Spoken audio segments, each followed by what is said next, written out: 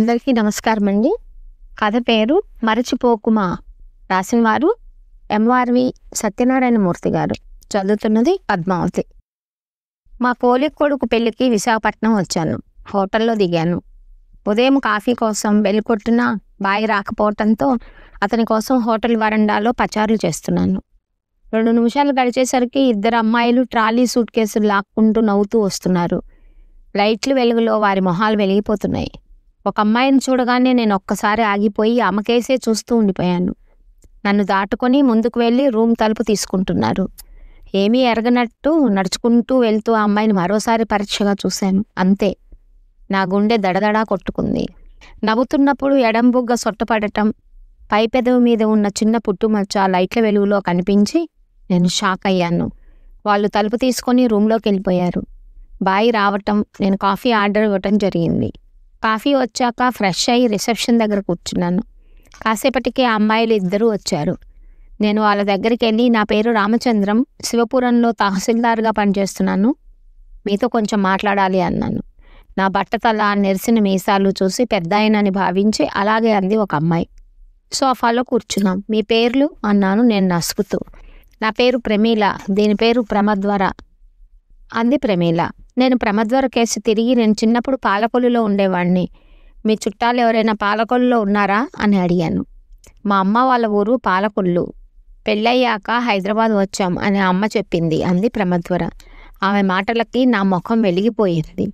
మీ అమ్మగారి పేరు మణిమంజరి కదా అని నేను అంటుండగానే ప్రమద్వర, అవును అంకుల్, మా అమ్మ మీకు తెలుసా ఆసక్తిగా అడిగింది. బాగా తెలుసు, బ్రాడీపేట 1వ వీధిలో ఉండేవాళ్ళం మేము కూడా అన్నాను నేను. ప్రమీల వాచి చూసింది. ప్రమద్వర, అంకుల్, మాకు హోటల్ మేఘాలయాలో మ్యూజిక్ ప్రోగ్రాం ఉంది, మేము వెళ్ళాలి, తర్వాత మాట్లాడదాం అని లేచింది. నేను అక్కడికే వచ్చాను అని నేను కిందకు వచ్చి ఆటో ఎక్కి హోటల్ మేఘాలయకి వెళ్ళాను. మా కోలీగ్ ఎదురొచ్చి లోపలికి తీసుకెళ్ళాడు. పెళ్లికి ముందు పాటల ప్రోగ్రాం మొదలుపెట్టారు. ముందుగా ప్రమద్వర పాడింది. తెలంగాణ యాసతో ఉన్న ఆ పాటకి జనం ఊగిపోయారు. తర్వాత ప్రమీల పాడింది. దానికి అదే స్పందన. 2 పాటలు విన్నాక నేను కూడా వారిని మెచ్చుకోకుండా ఉండలేకపోయాను. ప్రోగ్రాం అయ్యాక ప్రమద్వర అడ్రస్, ఫోన్ నెంబరు తీసుకున్నాను. హైదరాబాద్ వచ్చినప్పుడు తప్పకుండా వాళ్ళ ఇంటికి రమ్మనమని చెప్పింది ప్రమద్వర. పెళ్ళయ్యాక హోటల్కి వచ్చి రూమ్ ఖాళీ చేసి బస్టాండ్కి వచ్చి బస్సు ఎక్కాను. సీట్లో కూర్చొని కళ్ళు మూసుకోగానే గతం కళ్ళ ముందు మెదిలింది. మా నాన్నగారికి ట్రాన్స్ఫర్ అవటంతో పాలకొల్లు వచ్చాం. బ్రాడీపేట 1వ వీధిలో డాబాలో ఉండేవాళ్ళం. ఇంటి ముందు కుడివైపు పెద్ద బొగడ చెట్టు, ఎడంవైపు వేప చెట్టు ఉండేవి. చాలా విశాలమైన వీధి అది.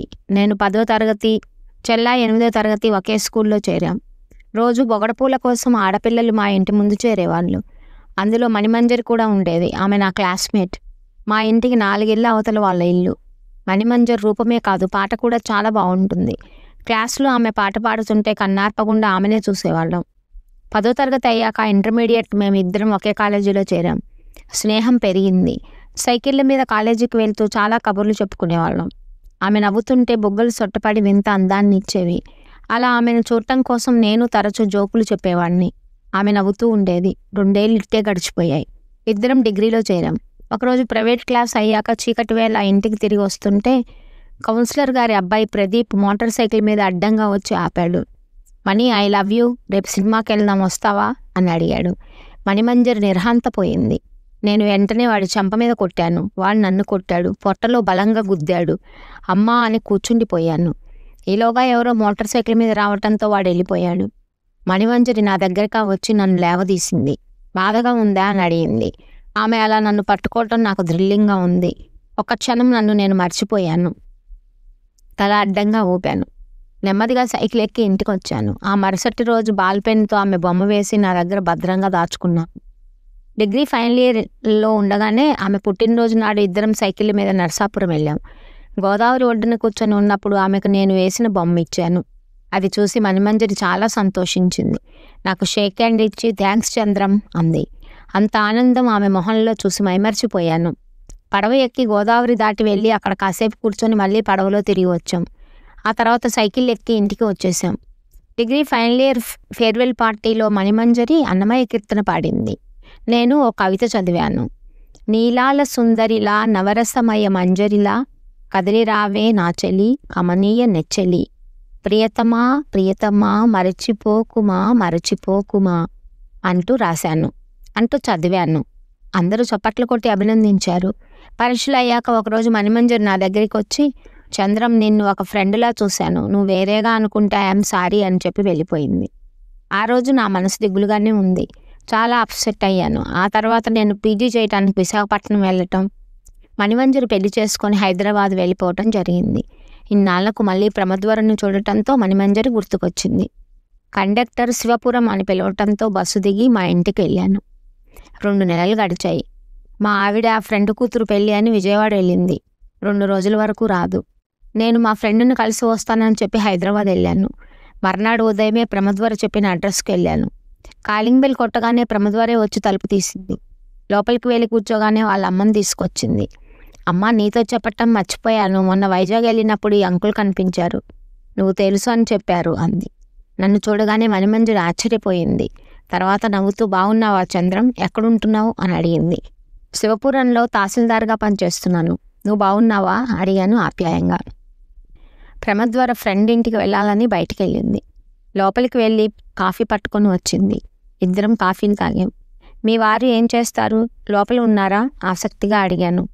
నా మాటలకు దీర్ఘంగా నిట్టూర్చింది. చంద్రం, మనిషి జీవితం ఎప్పుడు ఎలా మారుతుందో ఎవరూ చెప్పలేరని అంటారు. అది నా విషయంలో నిజమైంది. నా పెళ్లి గురించి కంగారు పడి మా అమ్మ తన బంధువుల అబ్బాయి శేషగిరితో నా పెళ్లి జరిపించింది. ఆయన ఓ ప్రైవేట్ కంపెనీలో మేనేజర్. పెళ్ళైన కొంతకాలం బాగానే ఉన్నారు. ఆ తర్వాత ఆయనకి డబ్బు పిచ్చి పట్టుకుంది.